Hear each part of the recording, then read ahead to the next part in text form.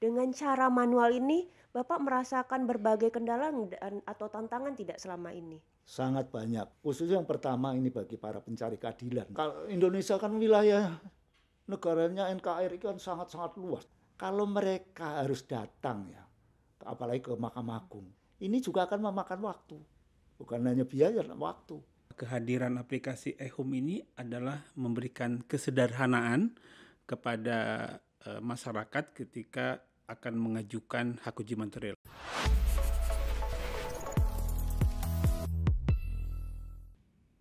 Assalamualaikum warahmatullahi wabarakatuh. Halo Sobat Peradilan, senang sekali bisa menyapa kembali di podcast Mari ke Monas, ruang bicara inspiratif yang dihadirkan kepaniteraan Mahkamah Agung yang semakin modern dan tentu saja semakin berintegritas. Pada 2 episode sebelumnya, kita sudah menyinggung mengenai terobosan digital terbaru yang dihadirkan oleh kepaniteraan Mahkamah Agung, yakni aplikasi eHome. Aplikasi ini memungkinkan untuk mendaftarkan dan membayar biaya permohonan hak uji material secara daring, sehingga para pemohon tidak lagi harus datang ke Mahkamah Agung atau Badan Peradilan untuk mendaftarkan permohonannya. Bisa saja langsung dilakukan dari kediamannya masing-masing, sehingga proses menjadi lebih efisien, lebih cepat, dan tentu saja lebih transparan dan menutup berbagai celah-celah yang tidak kita inginkan bersama. Nah, hari ini kita akan mengupas secara tuntas mengenai aplikasi terbaru ini bersama dua narasumber yang paling ahli di bidang ini. Yang pertama yaitu Bapak Hendro Puspito SH M.Hum. Beliau adalah Panitra Muda Perkara Tata Usaha Negara di Mahkamah Agung yang bertanggung jawab atas semua administrasi berkas-berkas HUM yang masuk ke Mahkamah Agung. Dan yang kedua Bapak Asep Nur Sobah SAG MH. Beliau adalah koordinator data dan informasi, sehingga juga bertanggung jawab atas pengembangan aplikasi terbaru ini. Dan saya Angel Verstia Kresna, host dari podcast Mari ke Monas. Mari kita mulai obrolan seru dan penuh insight ini dengan kita langsung menyapa bapak-bapak yang telah hadir di studio kami. Bagaimana Pak Hendro, Pak Asep kabarnya hari ini? Alhamdulillah, Assalamualaikum warahmatullahi wabarakatuh. Selamat pagi. Alhamdulillah baik Bu Angel. Iya, ini saya baru tahu loh kalau ternyata Pak Asep sebenarnya baru pulang dari Padang dan sengaja datang untuk syuting ini. Itu kurang lebih dedikasi beliau. Gimana Pak Asep, masih capek dari Padang? Demi podcast ini menjadi semangat. Nah, untuk membuka diskusi ini mungkin saya bertanya dulu kepada Pak Panmut. Biar teman-teman kita lebih memahami sebelum kita tahu bagaimana prosesnya, kita mungkin ingin tahu juga dulu apa sih itu perkara hak uji material? Bapak bisa memberi penjelasan kepada kami? Ya, terima kasih. Jadi perkara hak uji material ini adalah suatu permohonan yang diajukan oleh pemohon. Nanti pemohonnya siapa aja nanti kita jelaskan untuk menguji peraturan perundang-undangan di bawah undang-undang terhadap undang-undang. Ini sesuai dengan kewenangan yang diberikan dalam pasal 31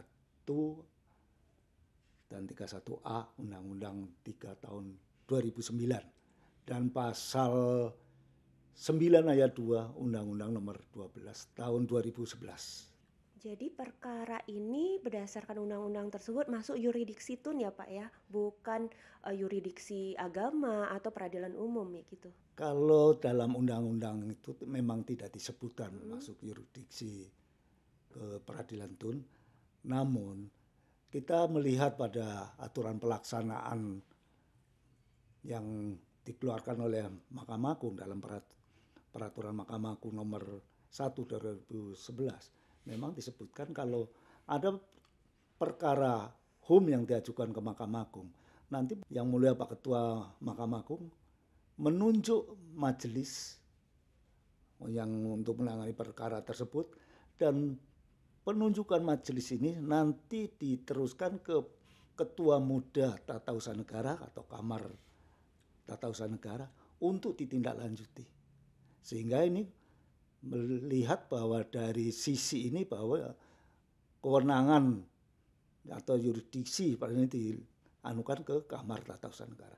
Tapi di samping itu nih kita lihat karakter dalam sengketa atau permohonan HUM ini karakternya tuh hampir sama seperti karakter dalam proses peradilan di tata usaha negara.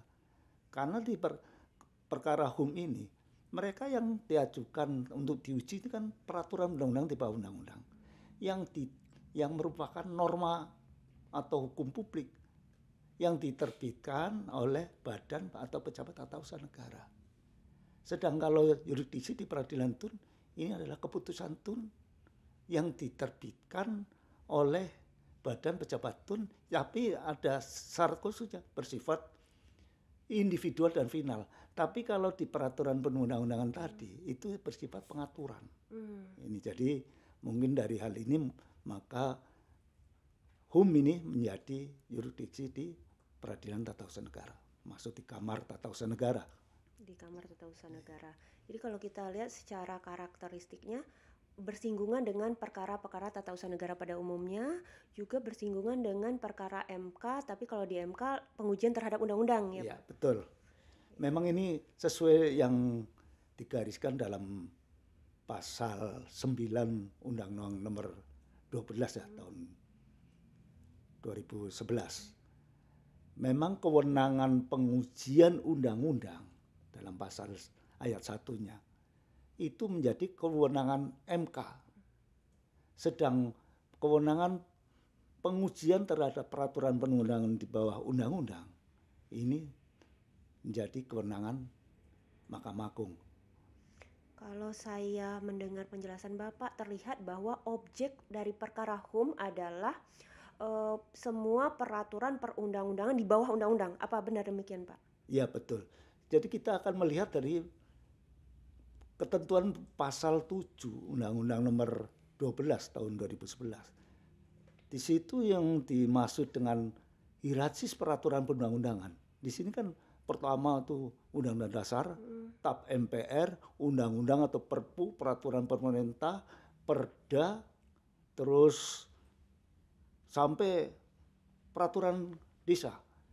Tapi di samping itu di ayat 2-nya termasuk dikategorikan peraturan perundang-undangan itu adalah semua peraturan yang diterbitkan oleh lembaga-lembaga negara, badan pejabat publik termasuk gubernur dan pejabat-pejabat lain di daerah. Itu yang bersifat pengaturannya. Sehingga hierarkisnya itu dari peraturan pemerintah di bawah undang-undang kan peraturan pemerintah itu ke bawah itu menjadi kewenangan Mahkamah Agung. Jadi objeknya begitu luas. Luas sekali. Nah, dengan objek yang begitu luas, apakah subjeknya bisa menjadi luas atau siapa saja bisa mengajukan permohonan ini, Pak? Atau ada syarat khusus orang-orang tertentu saja yang bisa mengajukan permohonan? Syarat orang yang mengajukan permohonan sesuai dalam Undang-Undang pasal 31 itu yang dapat mengajukan permohonan untuk menguji peraturan perundang-undangan di bawah mana. Ada yang prinsip adalah pemohon, nanti kita jelasannya pemohonnya kan bisa perorangan, bisa badan hukum publik, bisa badan hukum privat, dan bisa kesatuan masyarakat adat yang masih berkembang dan sesuai dengan peraturan perundang-undangan. Ini pemohonnya. Terus termohon, ini termohonnya kan badan atau pejabat tun atau pejabat pemerintah yang menerbitkan peraturan perundang-undangan. Jadi peraturan perundang-undangan ini kan bisa bukan hanya berupa peraturan yang diterbitkan oleh lembaga parlemen atau DPRD maupun dengan pemerintah, gubernur atau wali kota, bupati, tapi kan semua tadi produk-produk dari badan pejabat tun, baik pusat daerah yang bersifat pengaturan. Ini yang menjadi objek dia. Ya, tadi kan Bapak sudah menjelaskan kepada kami bahwa objeknya adalah peraturan di bawah undang-undang dan subjeknya bisa orang perorangan dan sebagainya. Nah, mungkin sebelum kita memahami bagaimana prosedur secara elektronik, mungkin Bapak bisa menjelaskan bagaimana selama ini prosedur yang Bapak lakukan untuk kita mengetahui apa sih bedanya, apa sih keuntungan dengan melakukan proses ini secara elektronik. Mungkin Bapak bisa jelaskan alur manualnya bagaimana selama ini. Pengajuan atau prosedur permohonan hak uji material secara fisik yang selama ini sebelum aplikasi ini kita terapkan, ini mereka diajukan kan secara fisik. Jadi bagi para pemohon yang akan mengajukan permohonan itu diajukan secara tertulis dengan bahasa Indonesia. Jangan dilampiri nanti alat-alat bukti atau keterangan ahli. Tapi di samping itu juga harus dilampiri juga soft copy sebetulnya. Soft copy diajukan langsung ke Mahkamah Agung atau bisa diajukan melalui pengadilan tingkat pertama, yaitu pengadilan negeri atau pengadilan tun di mana pemohon itu berdomisili. Setelah itu, kalau yang diajukan melalui pengadilan negeri atau tun, nanti dari pengadilan negeri atau tun tersebut mereka kirim ke Mahkamah Agung. Kalau yang ke Mahkamah Agung kan langsung kita diterima di Panitera Muda Perkara Tata Usaha Negara yang merupakan perpanjangan tangan dari Pak Panitera. Nanti setelah itu kita teliti, telaah. Kalau ada yang belum memenuhi persyaratan atau dokumen-dokumen itu, ya kita kan diminta untuk melengkapi. Kalau sudah lengkap, baru berkas itu, permohonan itu kita register dengan nomor register nomor P/Hum/tahun 2020. Setelah diregister, kemudian kami beritahukan kepada pemohon bahwa berkas atau permohonan itu setelah diregister, dan kepada pihak termohon kita beritahukan, dan sekaligus agar termohon untuk menjawab dengan dilampiri bukti-bukti atau dokumen-dokumen lainnya termasuk keterangan ahli dan sebagainya, dan dilampiri soft copy untuk menjawab setelah 14 hari sejak dia menerima pemberitahuan tersebut. Setelah itu nanti kami berkas yang sudah diregister itu terus kita ajukan nota dinas ke Yang Mulia Pak Ketua Mahkamah Agung. Mohon agar ditetapkan majelis dan untuk didistribusikan. Setelah itu nota dinas dari Pak Ketua nanti diteruskan ke Yang Mulia Pak Ketua Muda Tata Usaha Negara atau Ketua Kamartun untuk menindaklanjuti. Setelah penetapannya ditandatangani oleh Yang Mulia Pak Ketua, terus kita distribusikan. Setelah didistribusikan ke majelis hakim dan majelis hakim terus sudah mutus, terus berkas itu untuk diminutasi, diserahkan oleh panitera penggantinya ke Panitera Muda Tun, ke kami untuk minutasi, dan nanti kami di situ membuat salinan putusan.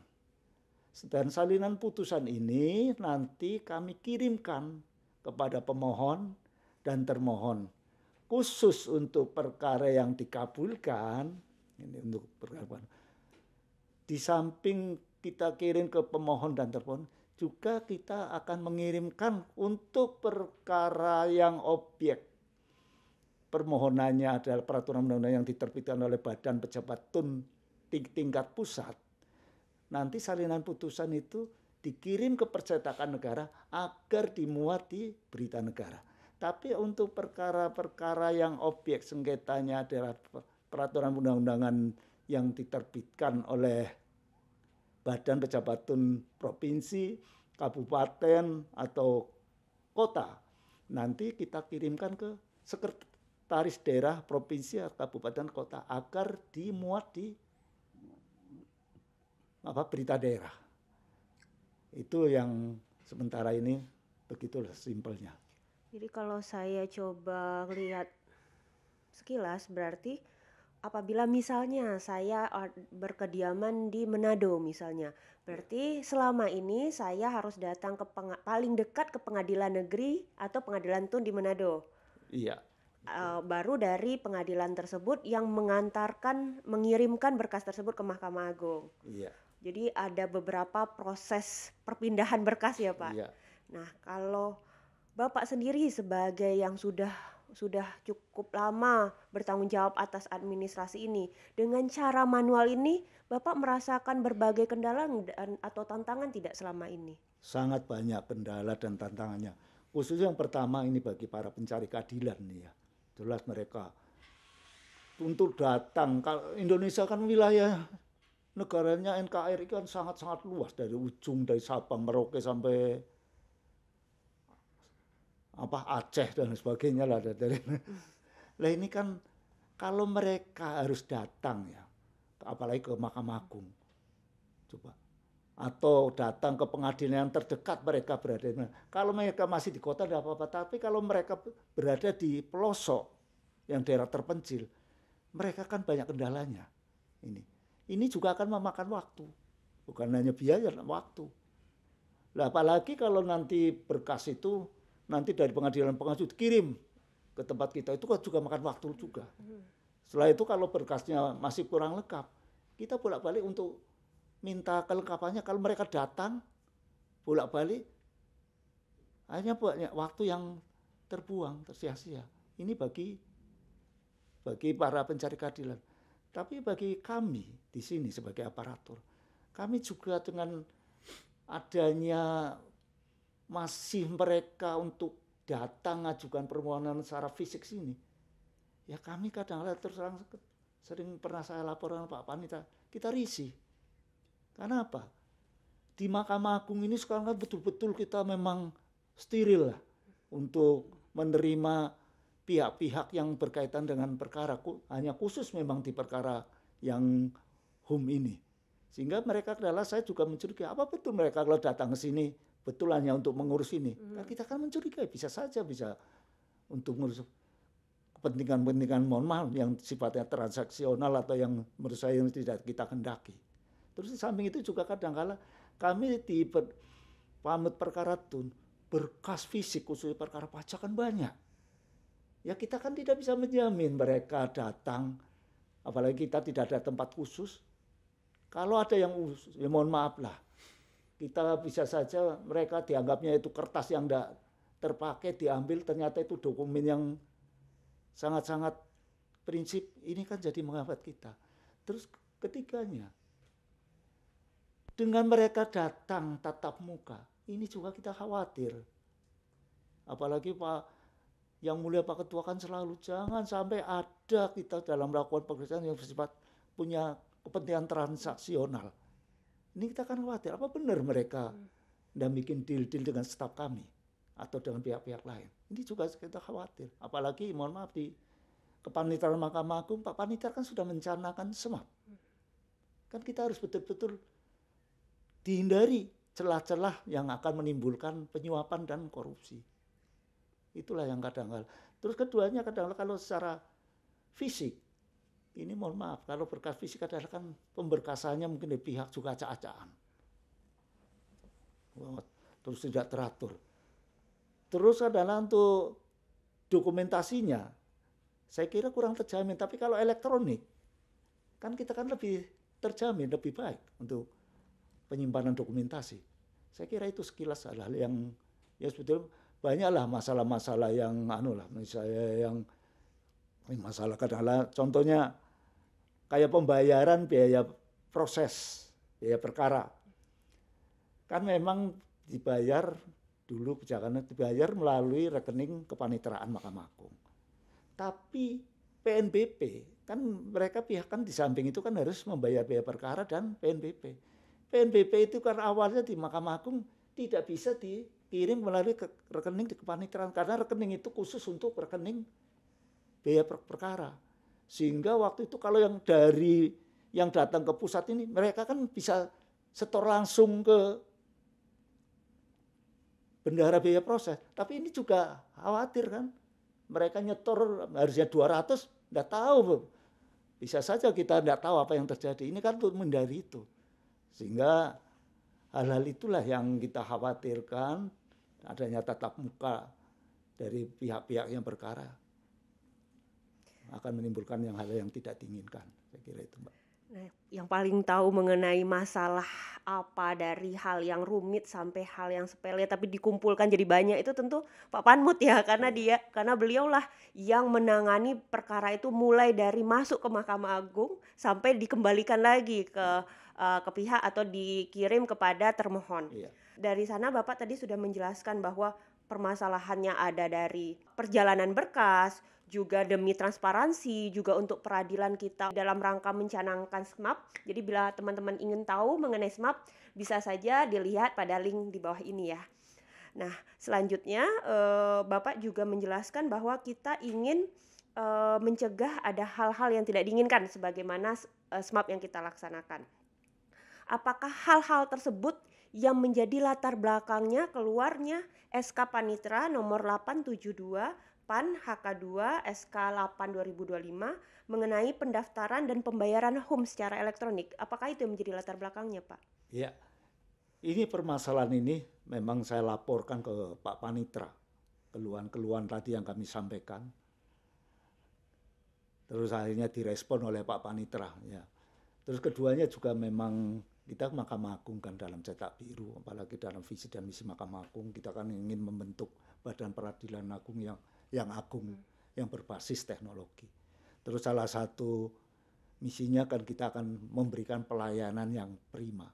Sehingga di Mahkamah Agung ini untuk meningkatkan manajemen perkara.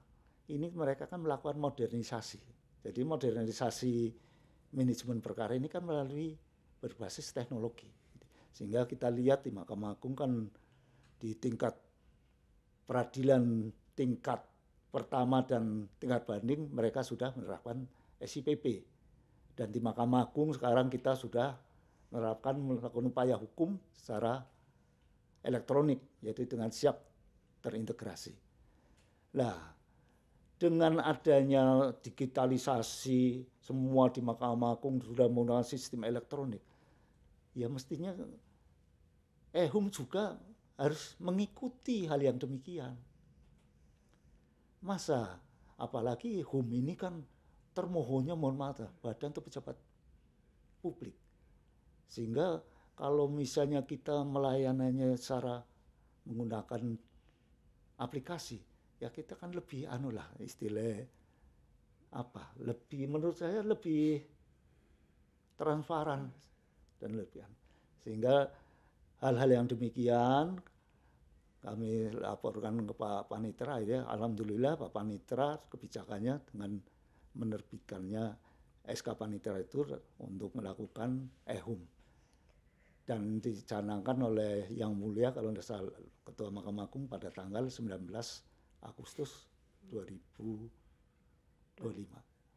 Nah, kita sekarang mungkin beralih ke Pak Asep ya. Pak Asep sebagai orang yang memang bertanggung jawab terhadap pengembangan aplikasi-aplikasi di Kepanitraan Mahkamah Agung, apakah Pak Asep juga merasakan berbagai permasalahan yang tadi sudah diungkapkan oleh Pak Panmut? Mungkin Pak Asep bisa sedikit menambahkan terkait latar belakang yang sedikit lebih mundur ke belakang mungkin, bagaimana Pak? Benar sekali Bu Angel bahwa aplikasi HUM atau aplikasi pengajuan HUM dan pembayaran biaya perkara HUM secara elektronik ini lahir sebagai respons atas berbagai macam permasalahan termasuk yang disampaikan oleh Pak Panmut tadi, bahwa aplikasi HUM ini menjadi solusi yang bisa menghadirkan proses pendaftaran perkara yang sesuai dengan ajas peradilan, yaitu sederhana, cepat, dan berbiaya ringan, termasuk mungkin plusnya berintegritas. Karena tadi Pak Panmut menyampaikan bahwa salah satu hal yang ingin dihindari dari proses pendaftaran ini adalah menghindari adanya interaksi langsung antara para pihak dengan petugas pengadilan yang berpotensial menimbulkan hal-hal yang sekarang kita katakan sebagai judicial corruption. Kan kita tadi sudah mendengarkan bagaimana proses secara manual nih Pak Asep. Mungkin Pak Asep bisa menjelaskan kepada teman-teman sobat peradilan bagaimana nih cara pendaftaran dan pembayaran biaya permohonan perkara HUM ini sehingga mereka tahu prosedur sekarang nih lebih mudah nih, lebih menyamankan bagi para pencari keadilan. Ya, sebagaimana tadi disampaikan bahwa kehadiran aplikasi HUM ini adalah memberikan kesederhanaan kepada masyarakat ketika akan mengajukan hak uji material. Oleh karena itu, bagi para pihak yang mendaftarkan perkara HUM melalui aplikasi eHUM ini hanya melakukan 6 langkah saja. Yang pertama adalah registrasi pengguna, kemudian yang kedua adalah unggah berkas elektronik, lalu yang ketiga bayar biaya, kemudian kirim berkas fisik, yang kelima adalah nanti timnya Panmud akan melakukan verifikasi dokumen, kemudian terakhir pihak berperkara akan mendapatkan nomor perkara. Nah, bagaimana dengan proses pendaftarannya? Sangat mudah, jadi diakses saja aplikasi ini secara website, jadi ini web based ya, bisa menggunakan laptop, kemudian atau juga ponselnya masing-masing. Ketik saja kepanitraan.mahkamaagung.go.id/ehum. Nanti akan dihadirkan sebuah antarmuka aplikasi ehum. Nah, untuk proses pendaftarannya kami sudah menyediakan sistem yang sangat sederhana. Ada 2. Tahap pertama adalah registrasi pengguna.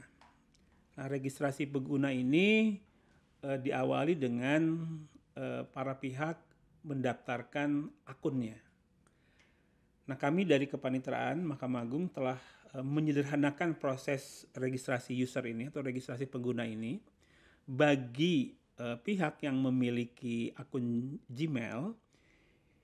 Dia akan sangat mudah daftar dengan akun Gmail itu. Jadi tanpa harus ada proses ngisi formulir, tanpa harus men-create username password, dia langsung masuk ke halaman. Tetapi bagi yang belum atau yang tidak memiliki akun Gmail, maka ada proses standar untuk mendaftarkan diri sebagai pengguna aplikasi. Nah, setelah itu, dalam proses registrasi pengguna ini ada beberapa form isian ya. Form isian seperti menentukan siapa termohonnya, kemudian melengkapi alamatnya termasuk dari domisili elektronik pemohon maupun termohon. Nah, setelah proses itu selesai, maka pemohon akan diarahkan ke tahap yang kedua. Ya. Tahap kedua ini adalah unggah berkas elektronik. Ya. Jadi unggah berkas elektronik ini pihak diminta untuk mengunggah permohonannya, kemudian juga bukti-bukti. Ya, bukti-bukti yang diperlukan yang telah disiapkan untuk mendukung permohonannya, termasuk juga dalam bukti tersebut undang-undang yang dijadikan batu uji maupun peraturan perundang-undangan yang akan diuji. Nah, setelah selesai mengunggah seluruh berkas elektronik, tahap berikutnya adalah nanti sistem akan menagihkan pembayaran. Ya, akan menagihkan pembayaran melalui email yang telah didaftarkan. Biaya perkara ini sudah menjawab solusi atas permasalahan yang tadi disampaikan oleh Pak Panmud ya, di mana dalam praktek manual terpisah antara pembayaran biaya proses dan PNBP. Nah, dalam sistem elektronik ini para pihak sudah ditagihkan dalam satu tagihan, yaitu ditagihkan biaya prosesnya yang besarannya sesuai dengan Perma 3 2012 sebesar 1 juta ditambah dengan biaya PNBP sebesar 200.000. Nah, setelah dibayar kemudian dinyatakan lunas, maka pihak harus mengirimkan berkas aslinya. Ya. Kenapa harus mengirimkan berkas aslinya? Karena ini tidak ada tatap muka antara petugas pengadilan dengan pihak berperkara, sehingga tidak ada proses verifikasi dokumen. Sebetulnya ini untuk kepentingan pihak juga ya. Jadi dengan dikirimnya berkas asli, maka petugas dari Panitera Muda TUN akan melakukan verifikasi dokumen di tahap 5 ini.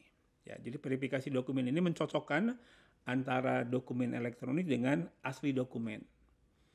Nah, setelah proses verifikasi ini selesai, maka sistem akan menginformasikan nomor perkara HUM. Ya. Nomor perkara HUM ini akan dikirimkan melalui aplikasi ya, melalui dashboard user akan mendapatkan informasi nomor perkara. Jadi demikian Bu Angel. Prosesnya ada 6 langkah, jadi sangat simpel. Kalau pemohon malah hanya melewati 6 tahapan yang simpel menggunakan gadget di tangan mereka, apakah para termohon juga mendapatkan pemberitahuan secara elektronik juga, Pak? Ya benar Bu. Jadi pada saat registrasi akun itu sistem meminta kepada pemohon untuk memasukkan domisili elektronik ya. Tetapi termohon belum mendapatkannya tidak melalui sistem e-hum. Tetapi dia akan mendapatkan penyampaian surat atau pemberitahuan proses melalui domisili elektronik atau alamat email yang telah diinformasikan oleh pemohon. Jadi semua tahapan proses baik yang dilakukan oleh pemohon maupun yang diterima termohon semuanya melalui daring ya, Pak? Benar, Bu. Nah, kalau misalnya di tengah jalan si pemohon berubah pikiran dan ingin mencabut permohonannya, apakah cukup melalui aplikasi itu saja, Pak? Atau melalui manual? Sudah ditawarkan fasilitas itu? Ya, di SK Panitra tentang petunjuk teknis sudah diatur bahwa apabila ada pencabutan, maka pencabutannya memang belum terakomodir di aplikasi ini. Jadi memang aplikasi ini sebagai langkah awal untuk nanti ke depan dikembangkan aplikasi yang model full e-court ya, seperti e-court yang berlaku sekarang ini. Jadi aplikasi ini sebagai solusi atas proses pembayaran dan pendaftaran pembayaran. Nanti ke depan tentu akan ada aplikasi yang mengakomodir semua proses tahapan dari mulai administrasi dan persidangan. Tetapi di Panitera Mahkamah Agung sudah memberikan petunjuk bahwa dalam hal pemohon akan melakukan pencabutan, maka pencabutan bisa dilakukan secara elektronik. Dan Mahkamah Agung sudah menyediakan akun email khusus untuk uji material ini, yaitu perkarahum@mahkamaagung.go.id. Inilah yang menjadi domisili elektronik penanganan perkara HUM yang bisa digunakan untuk proses termasuk pencabutan.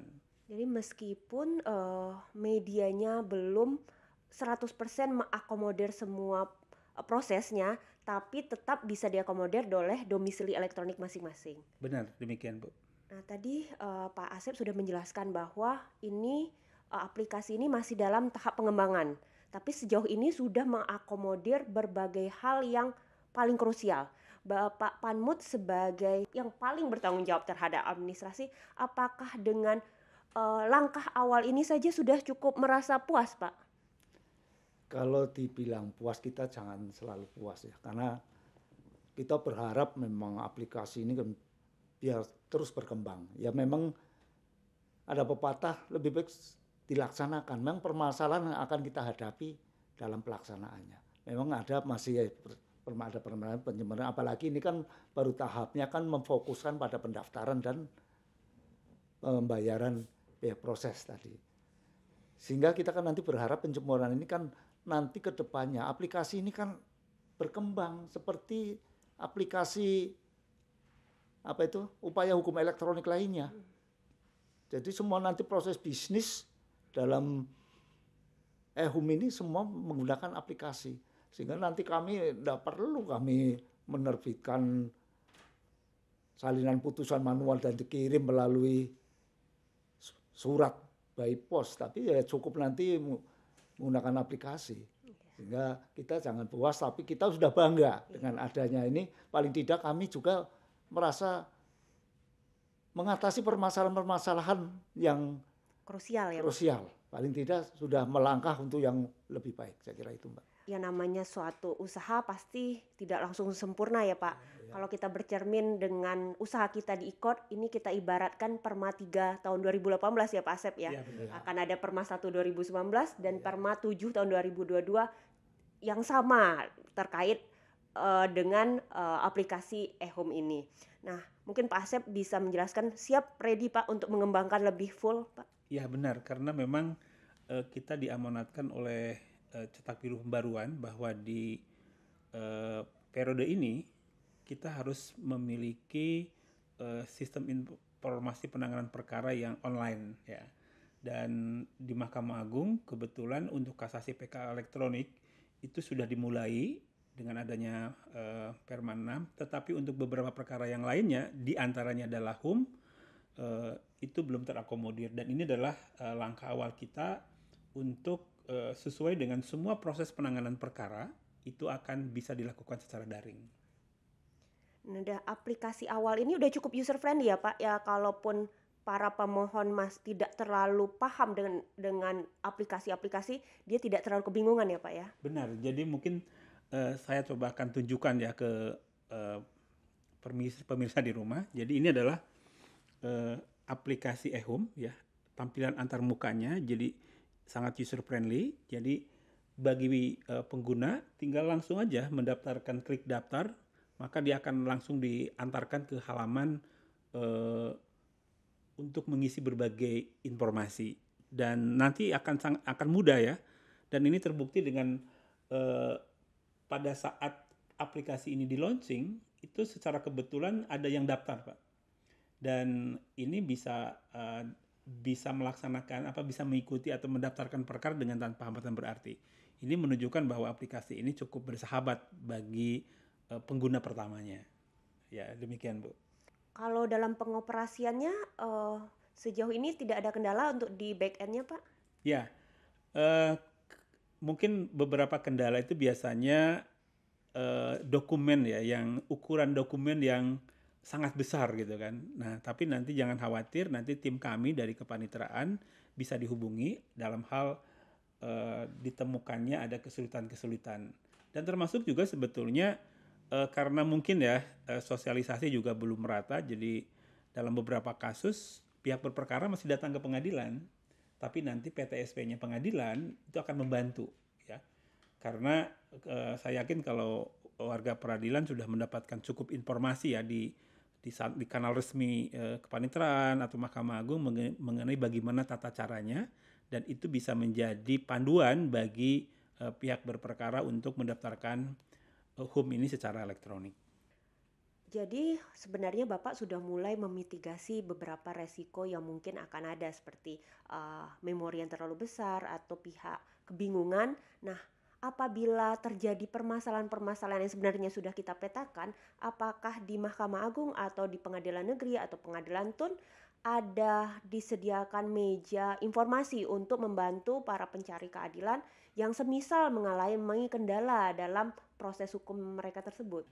Ya benar, petugas informasi yang ada di masing-masing PTSP pengadilan itu sudah dibekali informasi yang akan membantu setiap kendala yang dihadapi, termasuk apabila ada hambatan yang bersifat teknis aplikasi, nanti mereka bisa membantu untuk berhubungan dengan tim IT dari Kepaniteraan Mahkamah Agung. Baik Pak Hendro, dari sejak aplikasi ini sudah dikembangkan dan diluncurkan, sudah ada kan perkara HUM yang didaftarkan secara elektronik, dan dari kesiapan SDM dan teknis di unit kerja Bapak, ready ya Pak dengan aplikasi ini? Iya, Mbak Injal. Tadi sudah dijelaskan oleh Pak Asep. Pada saat yang mulia Pak Ketua meluncing tanggal 19 Agustus 2025, bersamaan itu, kalau tidak salah sekitar jam 1 atau jam 2, ada pihak untuk mengajukan permohonan HUM, dan oleh tim kami, oleh jajaran aparatur di Panmut Perkara Tun, diarahkan untuk menggunakan aplikasi baru ini. Dan mereka akhirnya pihak yang pertama menggunakan aplikasi baru tadi. Dan ini alhamdulillah perkara ini sudah terregister. Tapi di samping itu, bukan hanya dia, sampai sekarang sudah ada 6 lagi. Sudah menggunakan aplikasi eHUM. Total 6 apa 7 nih Pak? Sehingga totalnya semua 7. Wah, udah banyak. Iya, sudah banyak ini. Sehingga ini masih dalam proses, dan kami sebagai pelaksana di kepaniteraan, khususnya di Panmut Perkara Tun, ya kami aparatur siap dan kami sudah menyiapkan diri. Dan kami kan untuk hal ini kan kami kan sudah menunjuk adanya koordinator untuk HUM ini. Dan staf-stafnya juga kita sudah siapkan, dan staf-staf ini juga oleh timnya Pak Asep juga selalu dibina dan diarahkan, sehingga kita sudah siap untuk mensukseskan program aplikasi ini. Ya. Terima kasih Mbak. Jadi SDM-nya sudah siap Pak, dan tadi juga sempat disinggung bahwa ini adalah langkah awal. Nah Pak Asep, sejauh ini udah mulai dikembangkan kelanjutan dari aplikasi ini Pak Asep? Iya, jadi rencananya ke depan nanti aplikasi ini akan menjadi satu sistem ya yang sama dengan siap nantinya ke depannya. Jadi nanti akan terintegrasi, dan tentu saja nanti kami akan melakukan koordinasi dengan tim pengembang Mahkamah Agung, tetapi ini menjadi cikal awal yang ibaratnya itu kan rumah tumbuh yang aplikasi ini bisa terus-menerus dikembangkan untuk lebih menghadirkan sistem yang sesuai dengan prinsip sederhana, cepat, dan biaya ringan. Ya, alhamdulillah ya, aplikasi ini bukan hanya membantu bagi para pencari keadilan, juga membantu bagaimana peradilan menjadi lebih bersih, lebih efisien, dan menutup berbagai kemungkinan. Nah ini terakhir pertanyaan saya kepada Bapak-Bapak, apa harapan Bapak-Bapak terhadap aplikasi HUM ini untuk peradilan Indonesia sekarang dan ke depannya? Mungkin bisa dimulai dari Pak Panmut, monggo Pak. Ya, kami berharap mengaplikasikan ini tadi sudah disampaikan Pak Asep, ini tahap awal, sehingga nanti aplikasi ini akan berkembang dan akan seperti teraplikasi pada siap terintegrasi, sehingga nanti kami bagi para aparatur pengadilan maupun di Mahkamah Agung, kita sudah tidak ada tatap muka lagi, sehingga mudah-mudahan peradilan modern yang ditandai dengan digitalisasi akan tercapai di Mahkamah Agung. Amin, Terima amin. kasih. Nah Pak Asep, apa harapannya? Tapi sebelum itu ditambahkan pertanyaan saya, apakah kedepannya ada wacana aplikasi ini diintegrasikan ke SIAP dan SPP Pak? Monggo Pak. Ya, kalau berbicara harapan, mungkin saya teringat dengan salah satu ketentuan di Undang-Undang Kekuasaan Kehakiman bahwa pengadilan itu wajib membantu pencari keadilan untuk terwujudnya peradilan yang cepat, sederhana, dan biaya ringan. Nah, hadirnya aplikasi-aplikasi berbasis teknologi informasi, termasuk diantaranya aplikasi HUM, ini bagian dari upaya untuk mewujudkan peradilan yang sederhana, cepat, dan biaya ringan. Nah, berkaitan dengan integrasi sistem, karena HUM ini adalah salah satu perkara tanpa pengadilan pengaju, mungkin integrasi yang paling tepat adalah integrasi dengan model e-court ya. Model e-court yang berlaku untuk tingkat pertama dan banding, tetapi nanti terhubungnya dengan aplikasi SIAP Mahkamah Agung. Wah, luar biasa, hari ini kita sudah menyelami dari A sampai Z mengenai hak uji material. Mulai dari kendala-kendala yang dialami pada saat proses secara manual maupun advantage yang kita dapatkan dari proses secara elektronik ini. Untuk itu, terima kasih sebesar-besarnya kami ucapkan kepada Bapak Hendro Puspito dan Bapak Asep Nusobah atas insight-nya, dedikasinya, serta semangat perubahan yang sangat luar biasa ini.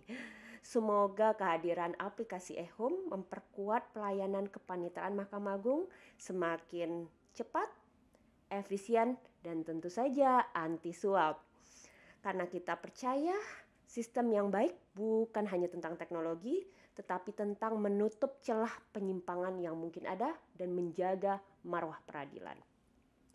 Wassalamualaikum warahmatullahi wabarakatuh. Selamat berpisah dan semoga hari kita penuh keadilan dan kebijaksanaan. Sampai jumpa di episode berikutnya.